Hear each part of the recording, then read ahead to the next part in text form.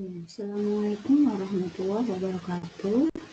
Kali ini kita akan mempelajari perbandingan trigonometri. Ya, kompetensi dasarnya yaitu menjelaskan dan menentukan penyelesaian persamaan trigonometri 3.1. Sedangkan 4.1 memodelkan dan menyelesaikan masalah yang berkaitan dengan persamaan trigonometri. Perbandingan trigonometri, masih ingat ya rumus perbandingan trigonometri? Nah, sekarang kita lihat sudut-sudut relasi juga sudah ada di buku kalian. Nah, ini adalah tokoh matematika dalam tokoh muslim ya yang berjasa sudah menemukan kotangan dan yang lain. Nah, ini sudut kuadran. Sudut kuadran 1 ini adalah semuanya. Di sini semua itu sin, cos, kosekan, kotangen, tangen, sekan. Ini adalah positif semua. Di kuadran 1 itu 0 sampai dengan 90 derajat. Sedangkan kuadran 2, 90 sampai 180 derajat, itu yang positif adalah sin dan kosekan. Selain ini adalah negatif. Nah, untuk kuadran 3, tan dan kotangen. Nah, yang positif tan dan kotangen. Untuk kuadran 3, 180 derajat sampai 270. Sedangkan kuadran 4, itu yang positif adalah cos dan sekan. Ya, ini kalian sudah mencoba tadi di rumah menentukan nilai perbandingan trigonometri sebagai berikut. Jika beta adalah sudut di kuadran 2. Nah, jadi ingat, kuadran 2 tadi yang positif apa? Ya, sin dan kosekan. Selain sin dan kosekan berarti negatif. Nah, berarti kita harus bisa mencari dulu R. Hipotenusanya dicari dulu dengan rumus Pythagoras. Nah, kalau sudah dicari, nanti kita ketemu R, masukkan rumus sin beta, cos beta, tan beta, kotangen beta, kosekan beta, dan sekan beta. Tapi ingat, beta di kuadran 2. Nah, untuk kuadran 2 yang negatif berarti yang mana? Ya, cos beta, kemudian apa? Tan beta, kotangen beta, dan sekan beta. Ya, bagus. Nah, sekarang kita lihat contoh yang berikutnya. Diketahui sin alfa sama dengan 1/3, di mana alfa sudut di antara 90 derajat sampai dengan 180 derajat. Berarti berada di kuadran berapa? Iya, bagus, di kuadran 2. Di kuadran 2 yang positif apa? Sin dan kosekan. Ya, bagus. Tentukan pertanyaannya cos alfa, B tan alfa, C kotangen alfa, D kosekan alfa, dan sekan alfa. Nah, sama. Dari yang diketahui ini, kita bisa mengetahui Y-nya adalah 1. Nah, masih ingat ya? Demi. Depan, miring. Depan dibagi miring. Depannya 1, miringnya 3. Sedangkan X-nya ini harus kita cari. Berarti akar dari, iya betul, 9 min 1 sama dengan akar 8. Atau 2 akar 2. Ingat, karena domainnya, daerah asalnya berada di kuadran 2, 90 sampai dengan 180 derajat, maka nilai X adalah negatif. Yang kita ambil adalah min 2 akar 2. Sehingga cos alfa sama dengan, nah, tadi yang nilainya yang negatif adalah cos, kemudian apa di sini? Tan ya, kotangen, kemudian sekan. Sedangkan kosekannya positif. Nah, berarti ini iya, X per L. Min 2 akar 2 per 3. Tangennya adalah Y per X ya.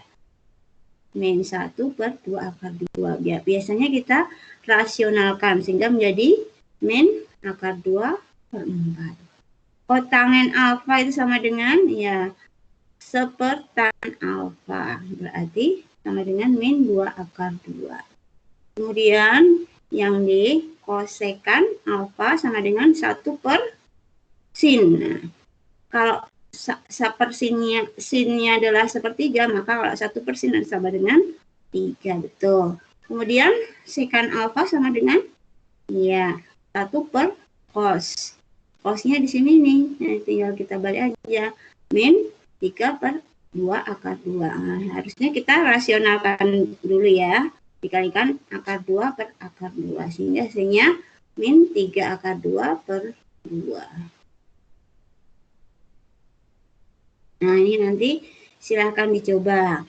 Di sini diketahui cos alfa sama dengan min 1 per 2. Alfa di kuadran 2. Bisa ya dicari ya. Nah, silahkan nanti dicoba. Kemudian, untuk menentukan rumus-rumus sudut-sudut berelasi, perhatikan rumus sebagai berikut. Ini fungsi trigonometri dan rumusnya N kali 90 derajat. N itu ini adalah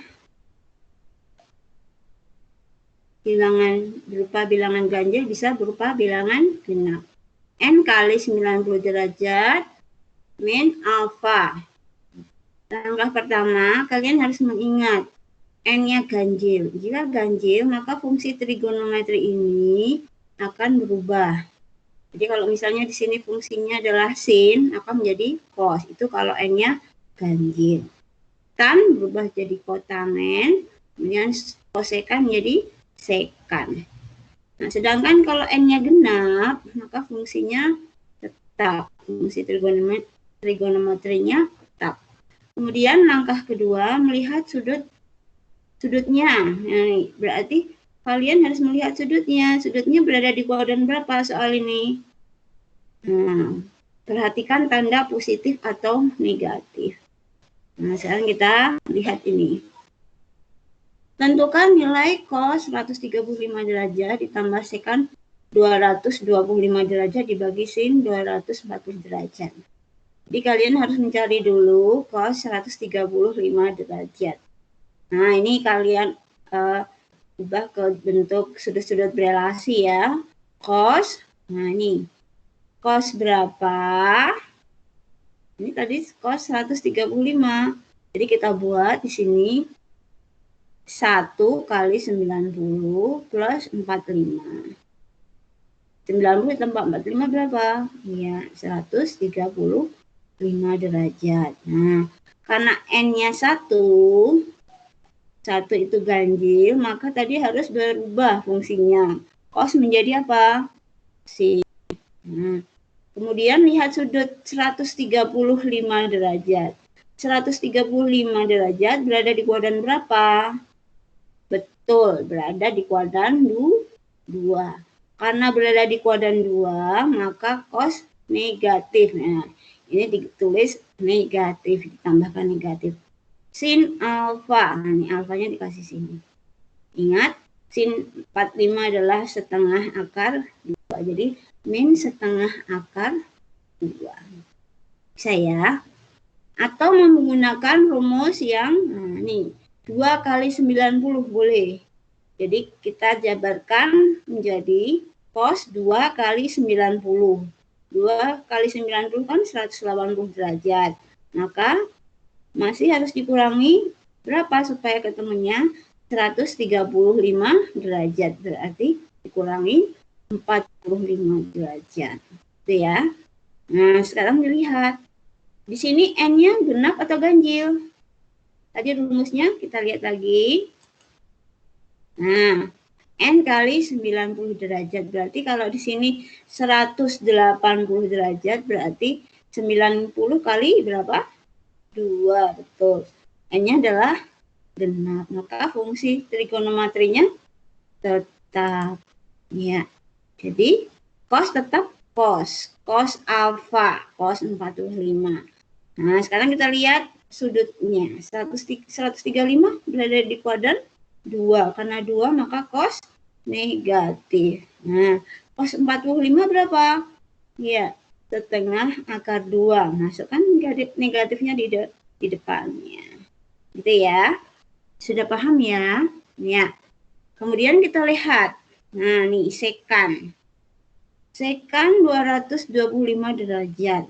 Sama dengan sekan ya 180 ditambah berapa supaya 225? 45 derajat, betul.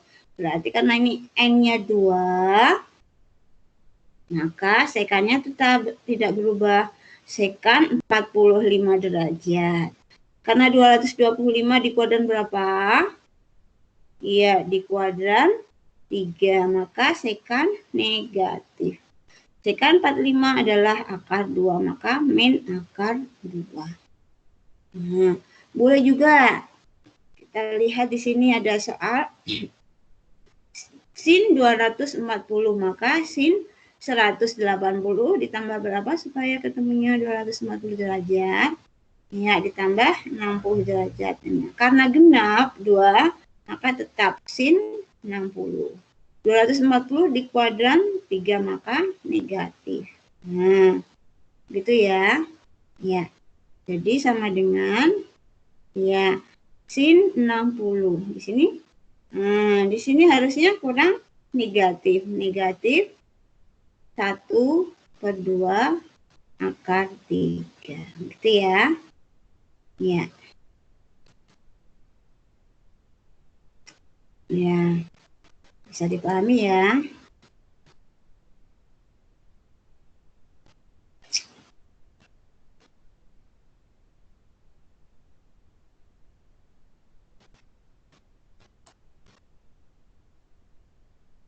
Ya. Kalau sudah, nanti tinggal kita masukkan. Tapi tadi karena ini kurang negatif, ini harus ditambahkan negatif ya anak-anak. Negatif. Ya, tinggal dirasionalkan. Sederhanakan, kita tinggal mencari ketemunya. Ya. Nah, ini sekarang kalian coba ya. Cos 225 derajat ditambah sin 135 kuadrat. Sin kuadrat dari 135 derajat dibagi sin 120 derajat. Ya. Nanti dicoba silahkan. Nah, ini kegunaan trigonometri dalam kehidupan sehari-hari ini sangat erat sekali. Jadi konsep hubungan sisi dan sudut dalam sebuah segitiga trigonometri banyak digunakan dalam seni arsitektur. Nah, ini bisa kita gunakan seperti ini. Misalnya, ini ya, menunjukkan N-nya ganjil. Kalau kita cara cepat N-nya ganjil, maka fungsi trigonometri berubah dari sin menjadi cos, tan jadi cot, cosekan menjadi sek. N sama dengan genap, maka fungsi trigonometrinya tetap. Langkah 2, jumlahkan angka ratusan dan puluhan. Jadi setelah langkah 1 kalian lihat di sini, maka bisa berubah karena ganjil. Nah, kemudian jumlahkan angka ratusan dan puluhan. Nah, kita lihat di sini.